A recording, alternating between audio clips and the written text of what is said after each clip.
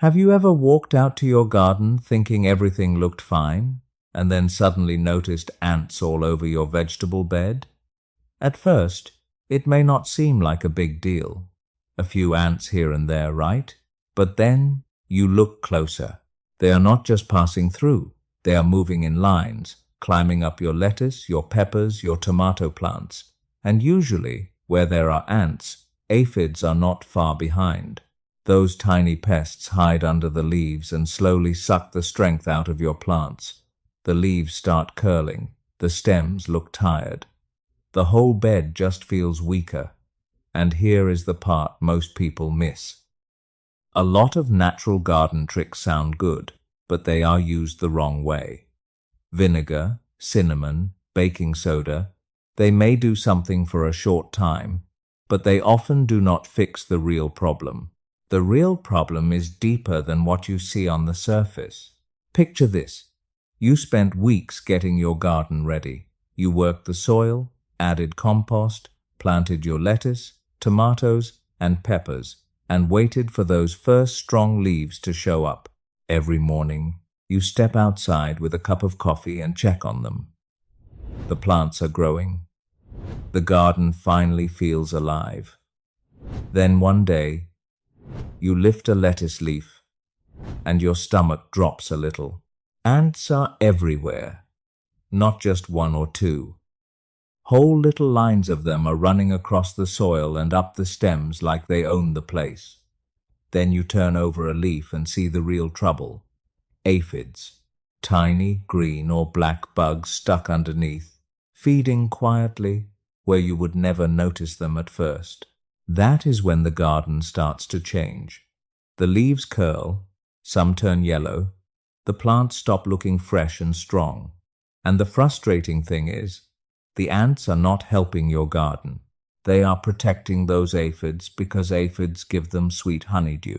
So while you are trying to grow clean, healthy food, the ants are building their own little system right inside your bed. Ants in a garden bed are not always harmless. A few ants walking across the soil may not worry you at first, but when they start showing up in steady lines, around the roots, up the stems, and under the leaves, something else is usually going on. Most of the time, they are not there for your plants. They are there for the aphids. Aphids give off a sweet liquid called honeydew, and ants love it. So the ants protect them. They chase away the good insects that would normally eat those aphids, like ladybugs and lacewings. They even move aphids to fresh leaves, almost like they are running a tiny farm. And while that is happening, your plants are paying the price. The aphids keep sucking sap from the leaves. The leaves curl. The color fades. The plant slows down. It may still be alive, but it is no longer growing with strength. That is why ants become a real problem. They are not just walking through your garden. They are helping the pests stay alive. This is why grabbing a chemical ant killer is not always the best move. I understand why people do it. You see ants everywhere, you get frustrated, and you want the problem gone fast. So you buy a bag of granules or a spray, spread it around the bed, and hope that is the end of it. But most of the time, it only looks like it worked. The ants on the surface may disappear for a while, but the real colony is still underground. The queen is still alive, and as long as she is alive, the colony can rebuild. Another problem is the soil. This is the same soil growing your lettuce, tomatoes, peppers, and herbs. So anything you pour or sprinkle there matters. Chemicals also cost more than people think, especially if you have more than one bed. You may spend money, expose your soil to harsh products, and still see the ants return a week later. That is what makes it so frustrating.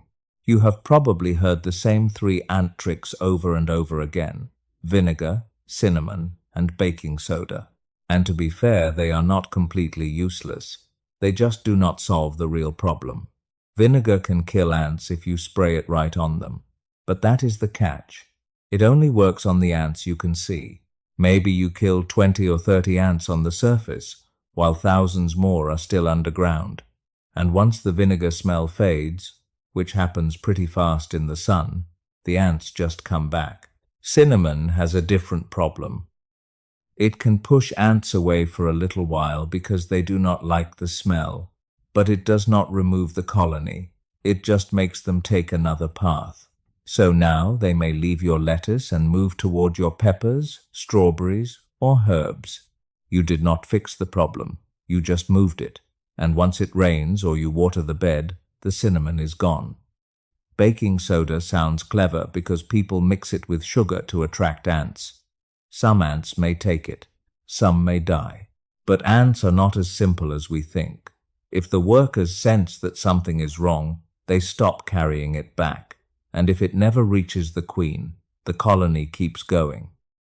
That is why these tricks feel good for a day or two, then disappoint you. They work on the surface. But the real problem is not on the surface. The real problem is inside the colony. That is the part most people miss. The ants you see walking across your garden bed are only the workers. They are replaceable. If a few of them die, the colony barely notices. Deep underground, the queen is still there, and her job is simple: keep the colony alive. As long as she keeps producing new ants, the problem can come back again and again. That is why spraying, sprinkling, or chasing ants around the top of the soil usually feels like a never-ending fight. You are only dealing with the outside of the problem. To stop the colony for real, the bait has to travel back inside the nest. It has to reach the ants you never see, the workers, the larvae, and most importantly, the queen. Once you understand that, the whole approach changes. You stop trying to scare ants away. You start using their own food trail to carry the solution where your hands could never reach. Here is the simple mix that makes the biggest difference. You only need 3 things: boric acid, sugar, and warm water.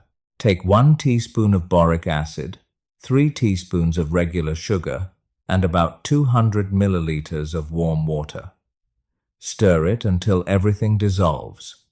That is it. No complicated steps. No expensive garden product.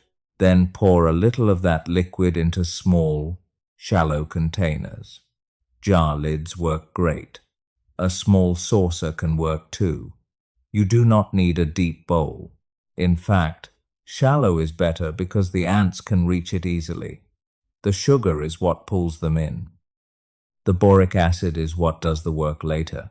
But do not make the mix stronger, thinking it will work faster. That is a common mistake.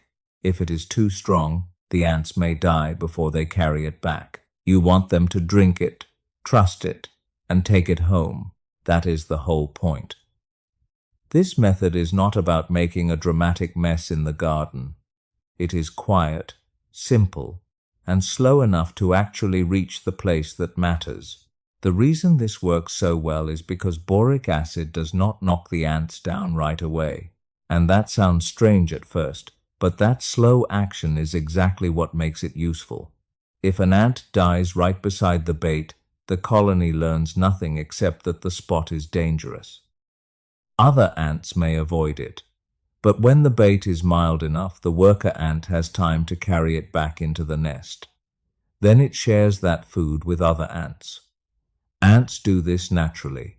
They pass food from one to another, almost like the whole colony is feeding together. That means the bait can move much deeper than you could ever pour it by hand.